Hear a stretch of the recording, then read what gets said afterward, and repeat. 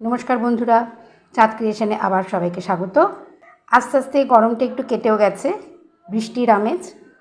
মাঝে মাঝে সকাল থেকে রাত্রি পর্যন্ত বৃষ্টি হচ্ছে, আবার কোনো কোনো সময় দুপুরের দিকে বৃষ্টি নামছে।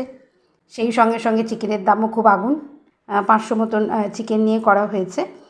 রান্নাটা একটু অন্যরকম। দেখুন কিভাবে করছি রান্নাটা। চিকেনটা রান্না করার জন্য দেখুন এখানে আমি কিছু মশলা নিয়ে নিয়েছি, যেমন ধনে গুঁড়ো, জিরে গুঁড়ো, নুন, হলুদ, আর নিয়েছি 2টো লেবু। এই লেবুর রসটা কিন্তু প্রথমে আমি চিকেনটার মধ্যে চিপে দিয়ে দেবো। লেবুটা দিয়ে একটু ভালো করে মেখে নেব। এই গুঁড়ো মশলা এবং লবণটা দিয়ে আবারও মেখে নেব ম্যারিনেট করার জন্য। মোটামুটি 15-20 মিনিট একটুখানি ম্যারিনেট হওয়ার জন্য থাকবে। দেখুন প্রথমে আমি আলুগুলো একটু লাল লাল করে ভেজে নিচ্ছি। আর এখানে কিছু মশলা, যেমন আমি 4-5টা মতন রসুন, বড় সাইজের রসুন, 1/2 ইঞ্চি আদা, এবং এখানে 3টে মাঝারি সাইজের পেঁয়াজ আর 5খানা কাঁচা লঙ্কা কিন্তু কুচিয়ে নিয়েছি। এতে আমি শুকনো লঙ্কার গুঁড়ো ব্যবহার করব না, কাঁচা লঙ্কা দিয়ে রান্নাটা করব। দেখুন কীভাবে করছি। এবারে প্রথমে আমি এই 5 কোয়া রসুন আর আদাটাকে স্ট্রেনারে একটু গ্রেট করে নেব। নিয়ে পেঁয়াজ কাঁচা লঙ্কার সঙ্গে একসঙ্গে কিন্তু মশলাটা দিয়ে ভালো করে কষে নেব। আলু ভাজার তেলের মধ্যেই আমি আবার একটু তেল নিয়ে নিয়েছি। এখানে আমি রাইস ব্র্যান্ড আর সর্ষের তেল একটু ব্যবহার করেছি, দুটো মিশিয়ে আমি করব। দেখুন আমি এখানে নিয়ে নিয়েছি 3টে তেজপাতা, পেঁয়াজ আর কাঁচা লঙ্কা কুচুনো, যেটা আমি কুচিয়ে রেখেছিলাম সেটা কিন্তু আমি দিয়েছি।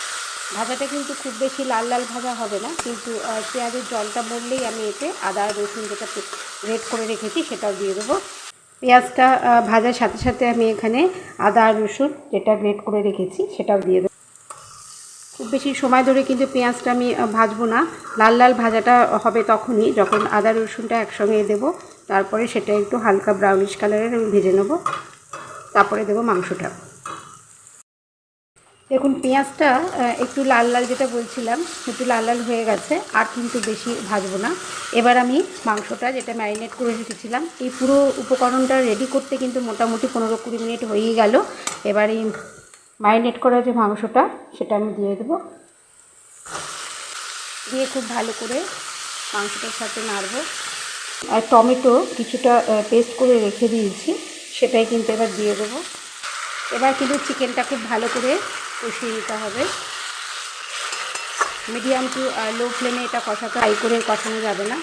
চিকেনটা কিন্তু দেখুন খুব ভালো করে কষা হচ্ছে এবং তেলও ছেড়ে গেছে। এবার আমি কিন্তু আলুগুলো দিয়ে দেবো, যে আলুগুলো আমি ভেজে রেখেছিলাম সেগুলো দিয়ে দেবো। দিয়ে চিকেনটার সাথে খুব ভালো করে একটু নেড়ে নেবো।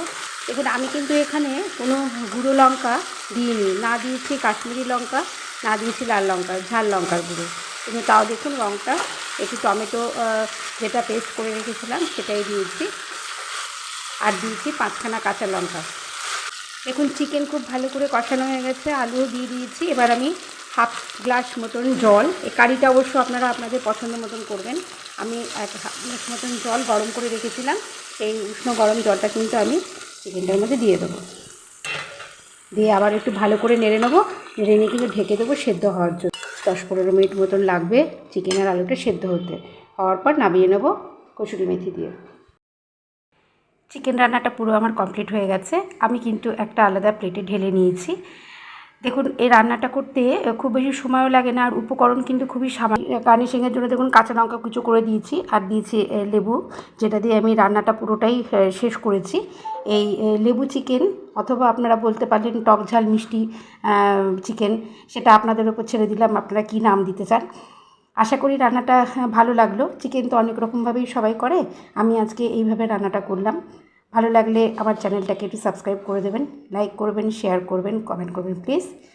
চাঁদ ক্রিয়েশনে নিয়ে আসবো আবার নতুন কিছু রান্না নিয়ে। আজকের মতন নমস্কার।